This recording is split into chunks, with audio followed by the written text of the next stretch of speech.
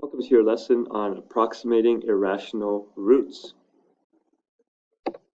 This is a very big idea in mathematics. Rational numbers, irrational numbers is part of a lot of mathematics you'll work on.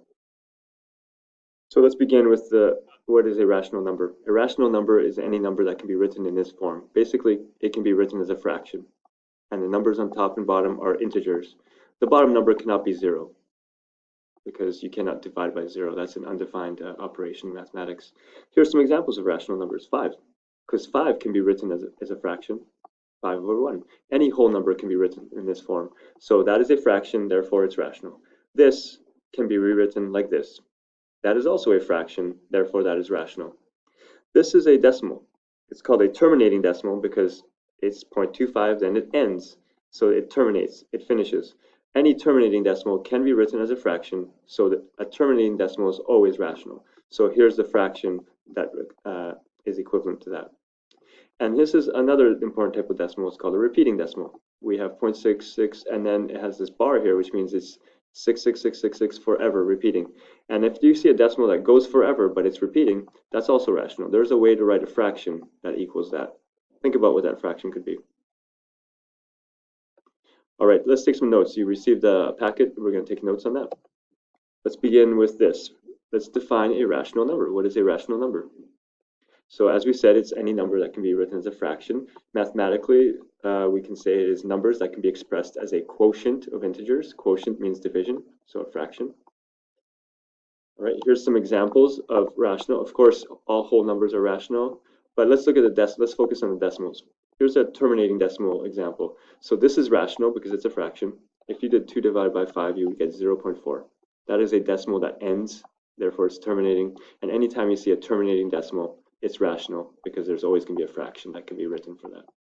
1 over 8, that's also rational because it's a fraction. That, if you divide it, 1 divided by 8, you get this number. Notice it also terminates. So again, terminating decimals are always rational. Take a moment now, pause, and write a few of your own examples in here. Okay, let's look at the other main type of decimal rational number. They're called non-terminating but repeating decimals.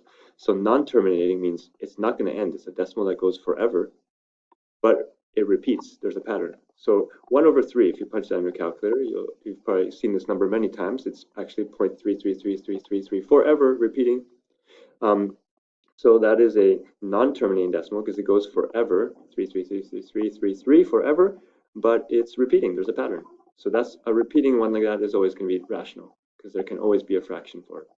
4 over 9 produces 0.444444, repeats forever. So again, repeating, non-terminating, but repeating, there's a pattern, it's rational.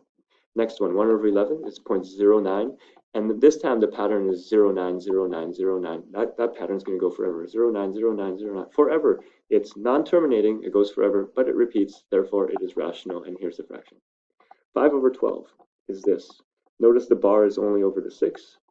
That means only the 6 repeats, so it'll be 0.41666666, so that goes forever. That's still rational because there's still a pattern there. It's a repeating decimal, even though the first part is in the pattern or doesn't repeat. And last one, 1 over 17. This is kind of a crazy one. If you punch it in a calculator that has a small display, like that shows 10 or fewer digits, you would see part of this. And you'd look at it and you'd say, oh, there's no pattern. I took a calculator that has many digits, and it gave me this. And it turns out that all of this repeats. So all these numbers here, and once you get to the end here, it begins again, 0, 5, 8, 8, 8, and all that stuff.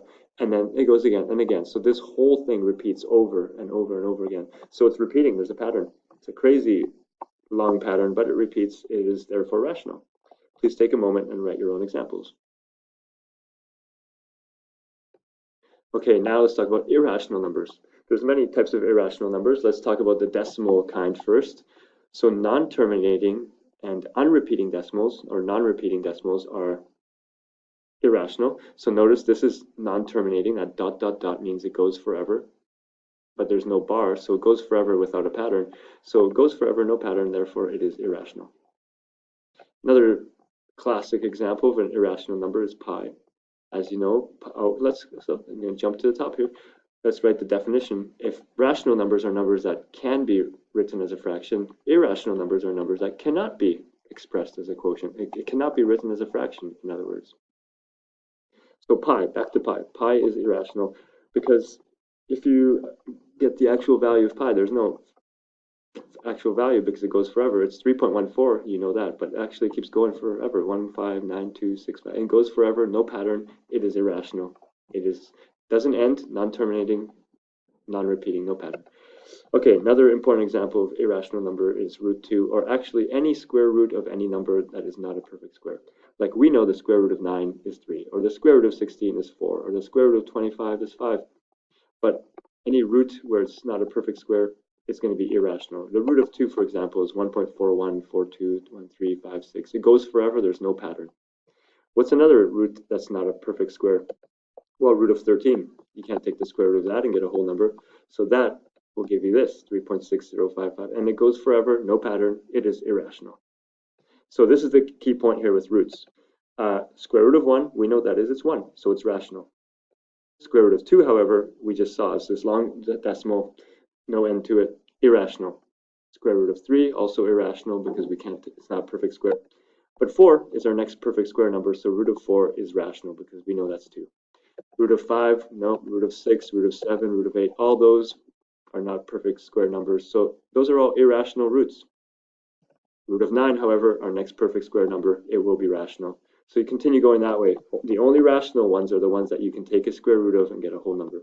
Every other square root is irrational. So root 10, 11, 12, 13, 14, 15, 16. Oh, wait, 16 is okay, right? Because root of 16 is 4. But all those we can't do. And then you keep going, 17, 18, 19. Think about what's the next number you can take a root of. So all of these irrational, all of these rational. Okay, so on the back of your page, let's fill this in. This is just to help you refresh your memory on square numbers. So 1 squared is 1. Then you take 2 squared is 4. And the integer 3 squared is 9. So we're creating perfect squares here. So of course, the next one will be 4 squared, which is 16, the perfect square. 5 squared is 25, which is a perfect square. On this side, we start with the perfect square, we take the square root, and we get back to the integer. We're going backwards. So 1, take the square root of that is 1. 4 is a perfect square, take the square root, 2. 9, take the root of that, 3, right? So you're only listing the rational roots here, right? So what's the next perfect square number? Well, it's 16. So root of 16 is 4. Next number that you can take a square root of, 25.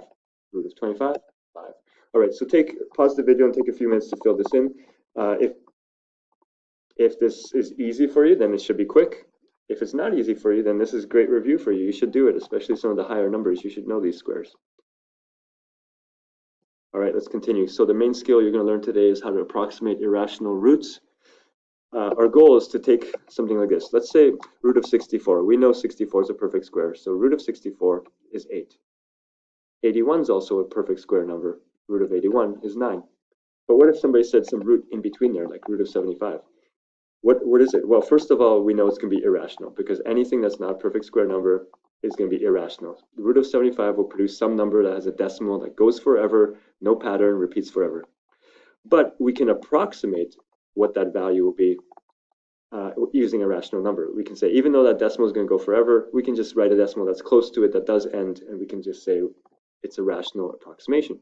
So root of 75, we look at this, we're like, we know the root of 75 is between those two. So the answer to this is going to be between 8 and 9 for sure. It's going to be 8 point something, right? But 8 point what? Well, you can kind of guess. Let's see, 75 is 11 greater than 64. And 75 is 6 less than that. So it's closer to 81. That means the result here is going to be closer to 9. So maybe it's going to be like 8.7 or maybe even 8.75 because this number is closer to that. So that's one way to approximate. But to be even better about approximation, there's a visual way we're going to look at this. This is what you're going to learn today. So let's say we have this 2 by 2 square. You shade in that square, the area is 4, right? So our perfect square, because 2 by 2 makes a perfect square, is 4. And therefore, the square root of that perfect square is going to be 2. And 2 is basically how long each side is here. All right. Let's say then somebody said root of 7.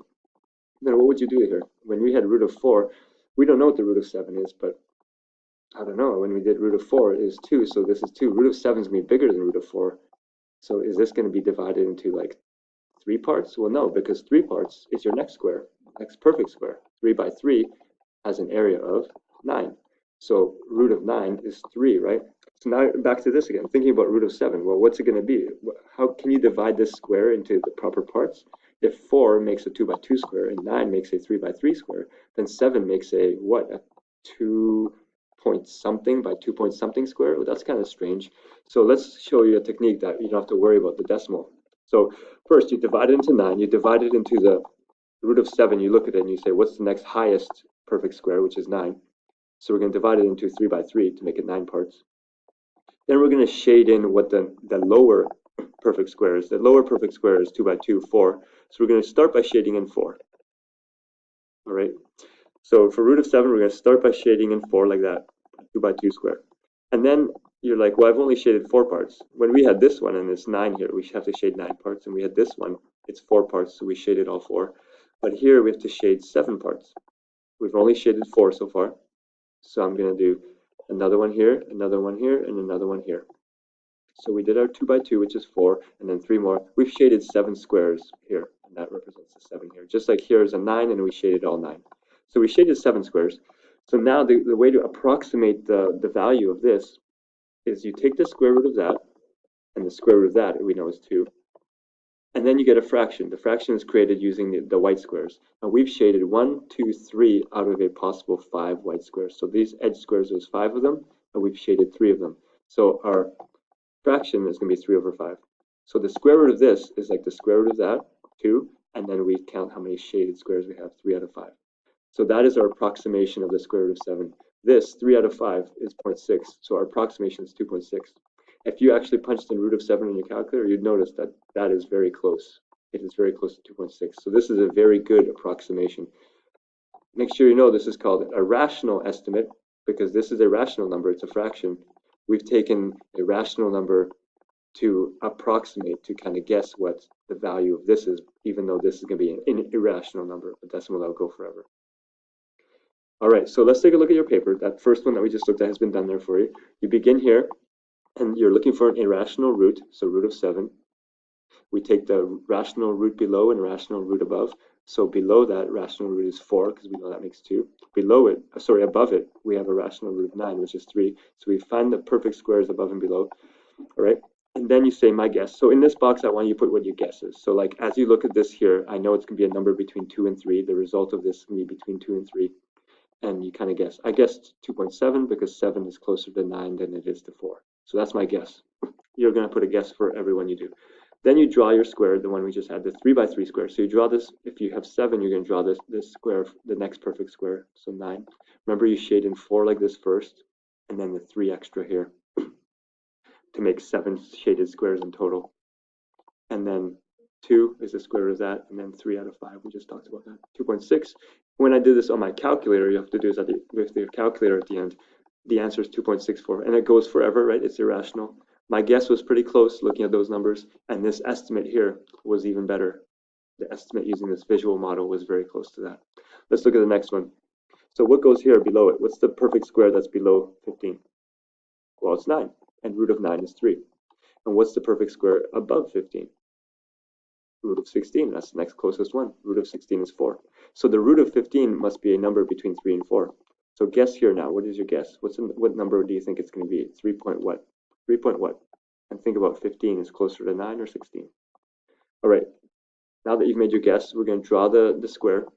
Remember, you draw the grid. If you're doing root of 15, you draw the grid for 4 by 4, the next biggest perfect square. And then you start shading squares.